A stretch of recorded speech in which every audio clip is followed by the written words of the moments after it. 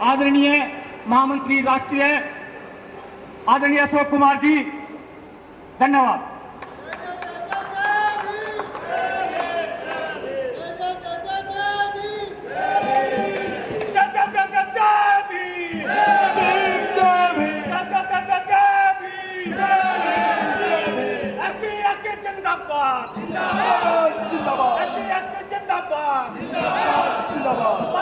कुमार जी जिंदाबाद, जिंदाबाद, जिंदाबाद। कुमार जी जिंदाबाद, जिंदाबाद, जिंदाबाद। मैं सबसे पहले बोधिसत्व भारत रत्न बाबा साहेब डॉक्टर भीमराव अंबेडकर को कोटि कोटि नमन करते हुए मंच पर बैठे हुए हमारे all India SC/ST railway employee association के मंडल मंत्री भाई प्रताप सिंह जी, मंच पर बैठे हुए हमारे बहुत सारे जाने पहचाने साथी, सोनीपत में भी कई बार मुलाकात हुई है, सभी सम्मानित अतिथिगण, आदरणीय फकीर साहब जो हांसी से आए हुए हैं, उपस्थित सभी मेरे कर्मचारी साथियों, भाइयों और बहनों, हमारे पुराने साथी भी आज हमारे बीच में हैं। आदरणीय भाई कीर्तन सिंह बौद्ध जी है एवं उनकी टीम, जो रागनी के माध्यम से आपको बाबा साहब डॉक्टर भीमराव अम्बेडकर के जीवन परिचय से अवगत करा रहे थे, और सभी all India SC/ST railway employee association के सगूर बस्ती डीजल सेट के भाई सत्यवान जी की साथ मिलकर काम कर रहे सभी सम्मानित साथीगण, हमारी स्टेशन ब्रांच से आए हुए दलवीर जी एवं उनके साथीगण, और सभी मेरे कर्मचारी भाइयों और बहनों, आज हम लोग बाबा साहेब डॉक्टर भीमराव अम्बेडकर का 133वां जन्म दिवस पर उनको याद करने के लिए, उनके किए गए कार्यों के लिए इस सगूर बस्ती डीजल शेड में एकत्रित हुए हैं। मुझसे पहले भी मेरे पूर्व वक्ताओं ने बाबा साहब डॉक्टर भीमराव अम्बेडकर के बारे में बहुत सारी चर्चाएं की, जन्म से लेकर परिनिर्माण तक उनके किए गए कार्यों पर विशेष उन्होंने दर्शन कराने का कार्य किया, और हमारे भाई जिनको समय कम था, बड़ी अच्छी बाबा साहब के बारे में कि किस तरीके से हमें बाबा साहेब डॉक्टर भीमराव अम्बेडकर ने अधिकार दिलाने में संघर्ष किया। दोस्तों, बाबा साहेब डॉक्टर भीमराव अम्बेडकर का जन्म उस समय हुआ था जब इस देश के अंदर एक बहुसंख्यक समाज, जिसको चलने की आज़ादी नहीं थी, सार्वजनिक स्थान पर साफ सुथरे कपड़े पहनने का अधिकार नहीं था, मरे हुए जानवरों का मांस खाने के लिए मजबूर किया जाता था, और एक इस देश की बहुत बड़ी आबादी, हमारी माताएं और बहनें बेटियां, जिनको समाज से भी बदतर समझा जाता था, ऐसे समय में बाबा साहब डॉक्टर भीमराव अम्बेडकर ने जन्म लिया। और आप पढ़ते होंगे बाबा साहब डॉक्टर भीमराव अंबेडकर के बारे में। मेरे पूर्व वक्ताओं ने बताया भी, बाबा साहब ने अपनी पढ़ाई एंट्रिंस से लेकर के अमेरिका के कोलंबिया विश्वविद्यालय, उसके बाद में लंदन के ग्रेजिन यूनिवर्सिटी में लॉ की degree, London school of economics and political sciences में अर्थशास्त्र, समाजशास्त्र, बहुत सारे विषयों में डिग्री हासिल करके जर्मनी में उन्हें संस्कृत की पढ़ाई पढ़ी और वहां पर भी अर्थशास्त्र और समाजशास्त्र की डिग्रियां हासिल की। जिस बालक को इस देश के अंदर संस्कृत न पढ़ने दिया गया हो, क्योंकि बाबा साहब डॉक्टर भीमराव अंबेडकर की प्रबल इच्छा थी कि मैं संस्कृत पढ़ूं, लेकिन उस समय मात्र संस्कृत पढ़ने का अधिकार केवल एक वर्ग को दिया गया था, एक जाति और एक धर्म के लोगों को दिया गया था। बाबा साहब को मजबूरन मराठी सब्जेक्ट लेकर के मैट्रिक पास करना पड़ा। उन बाबा साहब ने जर्मनी में जाकर के न केवल संस्कृत पढ़ी, 2 हफ्ते के अंदर संस्कृत के इतने प्रकांड पंडित बन गए कि जर्मनी में उन्होंने संस्कृत पढ़ाने का काम किया यूनिवर्सिटी के अंदर। और बड़ी लगन और मेहनत के साथ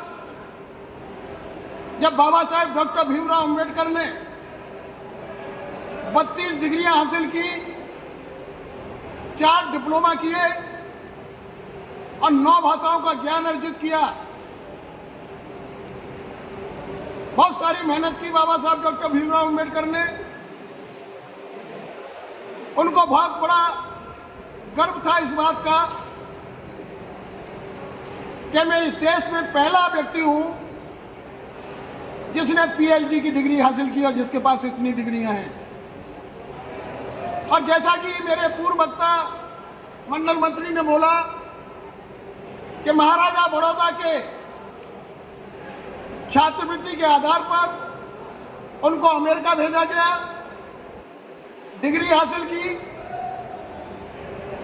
और एक करार हुआ कि जब आप वापस आएंगे पढ़ने के बाद तो महाराजा बड़ौदा के यहाँ रियासत में आप नौकरी करेंगे। उन्हें बड़ा गर्व महसूस हो रहा था कि जिस देश में मुझे इतना प्रताड़ित किया गया, पढ़ाई से वंचित रखा गया, आज मुझे महाराजा की सेवा करने का मौका मिलेगा। वो जब बड़ौदा आए और बड़ौदा जब नौकरी करने के लिए गए तो जिस हॉल में उनकी कुर्सी और मेज डाली गई थी और जहां से बाबा साहब डॉक्टर भीमराव अंबेडकर निकले, उस जगह को गौमूत्र से धोया गया, चपरासी फाइल फेंक के दिया करता था, पीने का पानी का अधिकार नहीं था। बड़ौदा के जिस क्लब में आम अधिकारी जाया करते थे, बाबा साहब उस क्लब में नहीं जा सकते थे, उस कैंटीन से चाय नहीं पी सकते थे। यहां तक कि बड़ौदा में रहने के लिए बाबा साहब को सर छुपाने के लिए जगह नहीं मिली। 11 दिन बाबा साहब डॉक्टर भीमराव अंबेडकर ने बड़ौदा में संघर्ष किया। उन्होंने प्रयास किया कि किसी भी तरीके से मुझे यहाँ रहने की जगह मिल जाए तो मैं महाराजा बड़ौदा का वो कर्ज मिटा सकूं, जिस कर्ज के आधार पर मैं डिग्री हासिल करके आया हूं। लेकिन उनको जगह नहीं मिली। अंत में उनको अपमानित करके बड़ौदा से निकाला गया और ये बाबा साहब डॉक्टर भीमराव अंबेडकर ने स्वयं अपने कलमों से लिखा है किताब में कि जिस समय मैंने बड़ौदा रियासत को छोड़ रहा था रजिस्ट्रेशन के सामने, आज भी एक वृक्ष लगा हुआ है, उसके नीचे बैठ के बाबा साहब डॉक्टर भीमराव अंबेडकर ने कसम खाई कि मैं इतना पढ़ा लिखा होने के बावजूद भी मुझे इस देश में इतना अपमानित किया गया, अब मैं किसी सरकारी नौकरी नहीं करूंगा, अपने देश के तमाम वंचितों के लिए उनका अधिकार दिलाने के लिए संघर्ष करूंगा।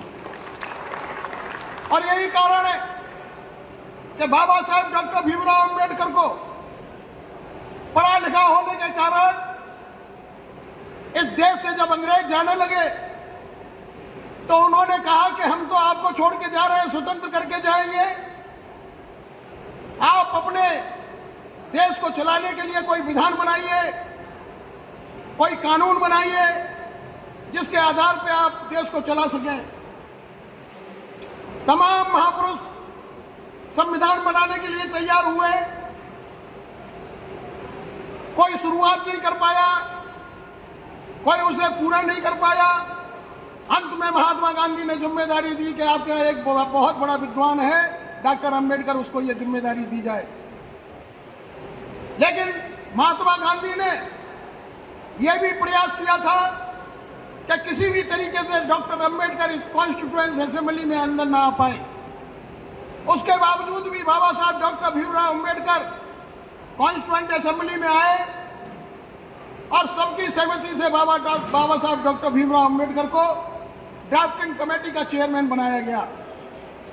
बाबा साहब डॉक्टर भीमराव अंबेडकर ने पूरी लगन और मेहनत के साथ इस देश को इतना खूबसूरत, इतना मजबूत संविधान दिया 2 साल 11 महीने 18 दिन के अंदर, कि इतना अच्छा संविधान आज तक कोई किसी दूसरे देश में नहीं लिख पाया।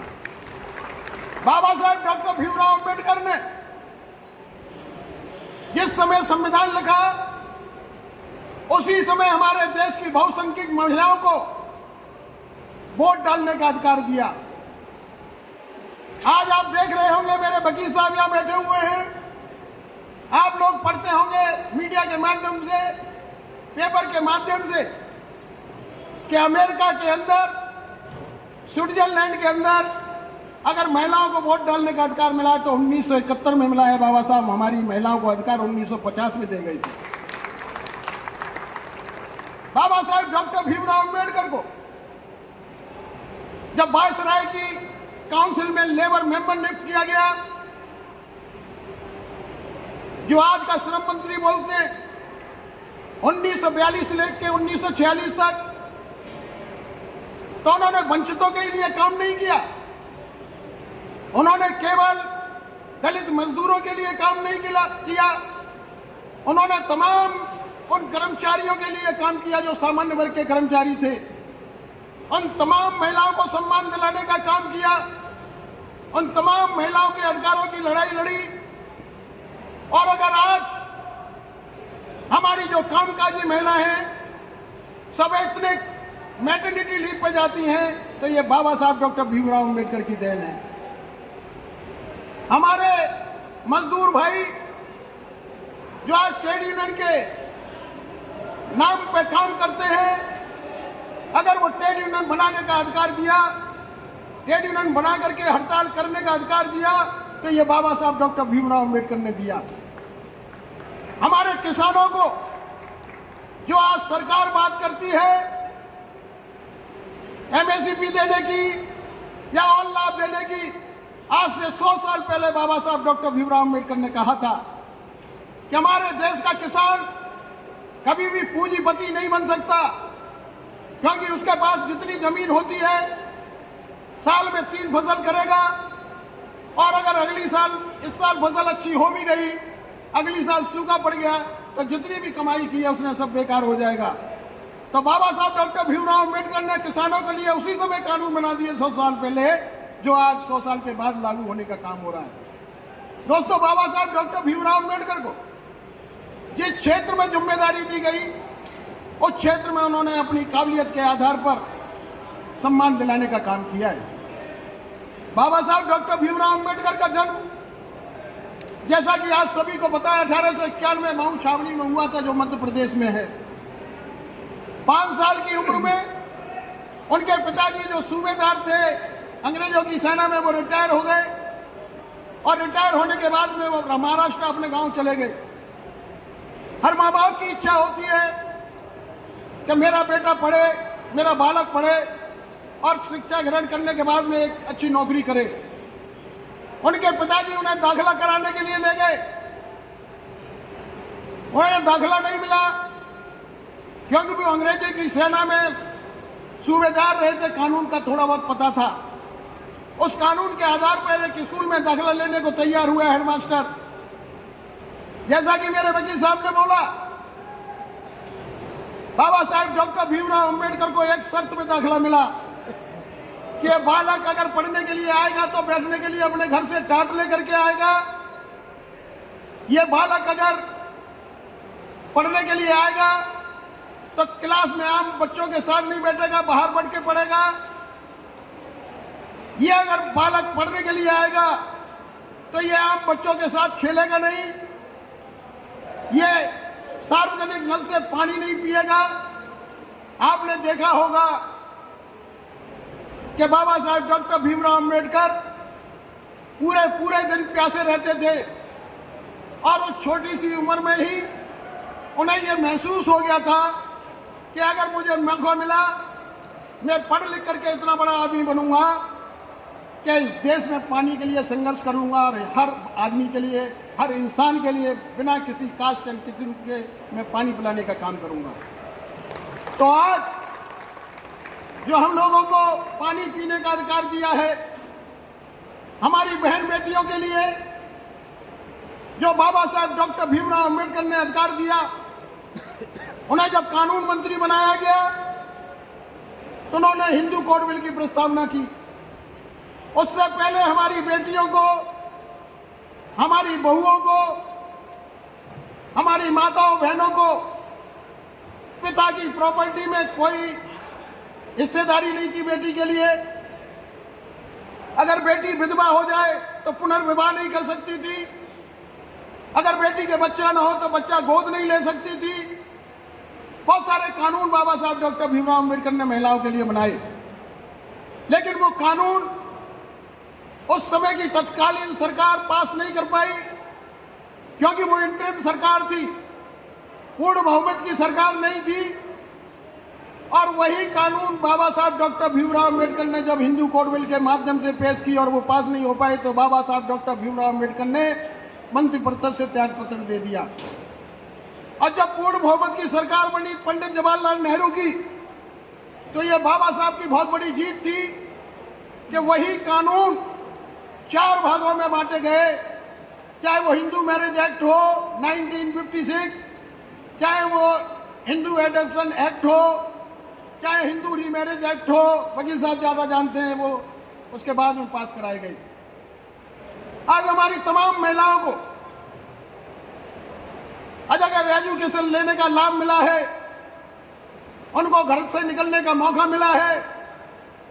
और बहुत सारी महिलाएं जब हमारी काम पर जाती हैं, और मैं तो तमाम अपनी बहन बेटियों को कहूँगा कि अपने घर में बाबा साहब डॉक्टर भीमराव अंबेडकर की तस्वीर जरूर लगाएं, उस महापुरुष को याद करें, और जब सुबह उठें और अपने स्कूल जाएं, अपने ऑफिस जाएं, तो बाबा साहब डॉक्टर भीमराव अंबेडकर को धन्यवाद जरूर देना कि बाबा डॉक्टर भीमराव अंबेडकर, अगर आज मैं ऑफिस जा रही हूँ तो तेरी बदौलत है, ये तूने मुझे अधिकार दिया है।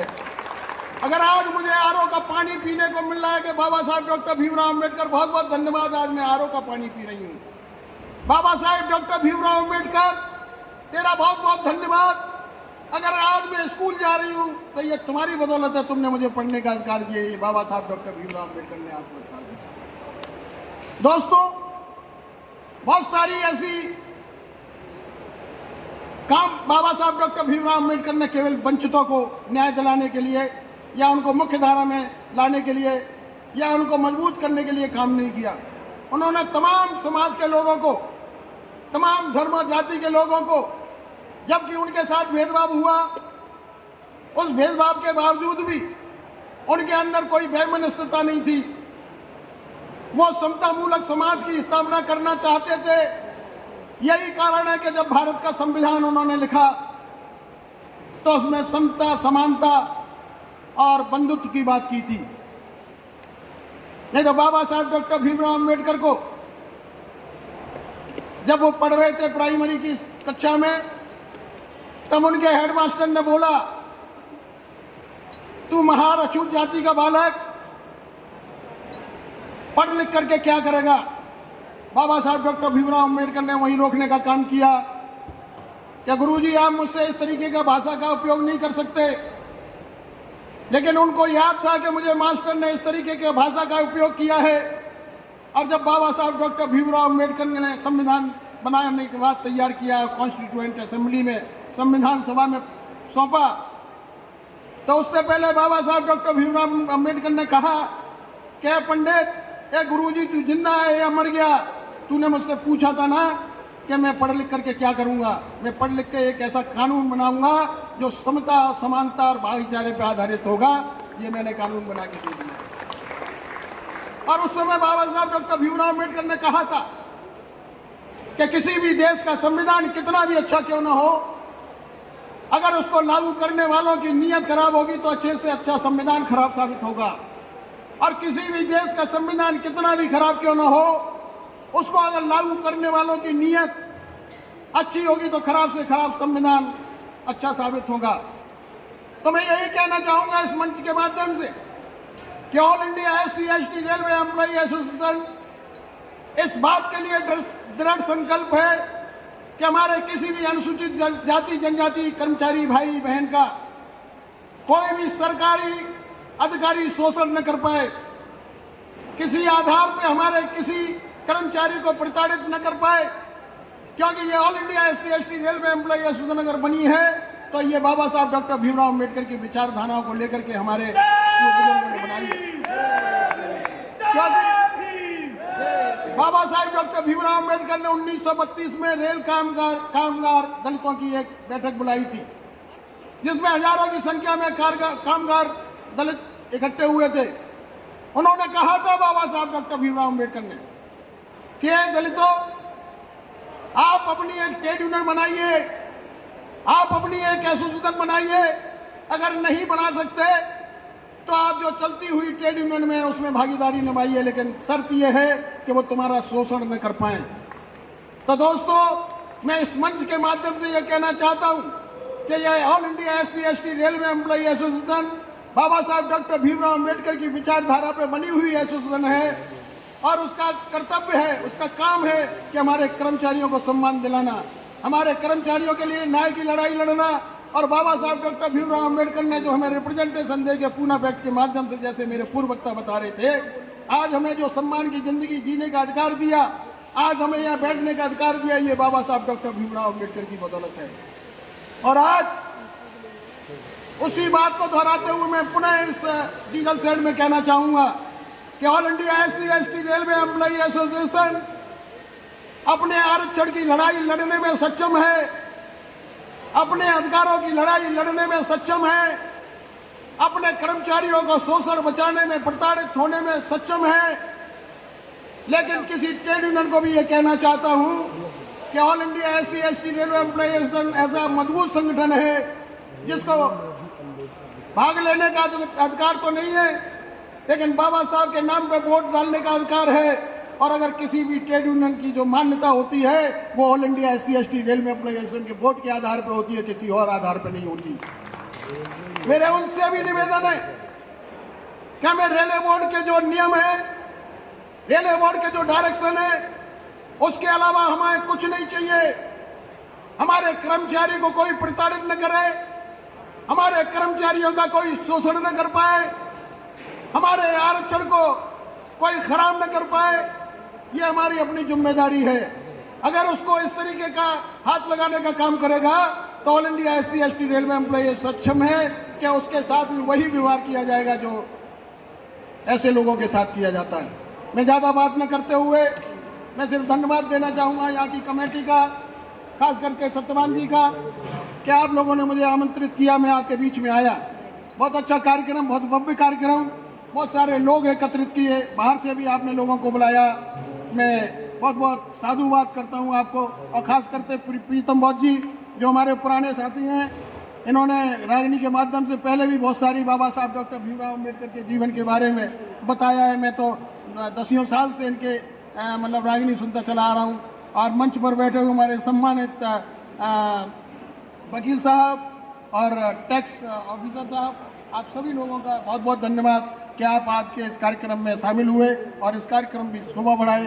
बहुत बहुत धन्यवाद सत्यवान जी और उनकी टीम कि आपने इतना बढ़िया कार्यक्रम करने के बाद में, और खास करके मीडिया के लोग कि आप भी यहाँ पर उपस्थित हुए और हर कार्यक्रम में आप लोग, जहाँ हमारा कार्यक्रम होता है, अपनी आवाज़ के माध्यम से पूरे देश में इस कार्यक्रम की आवाज़ को पहुँचाने का काम करते हैं। धन्यवाद। हमारे मंडल मंत्री जी मेरे साथ आए हुए हैं। जय भीम, जय भारत।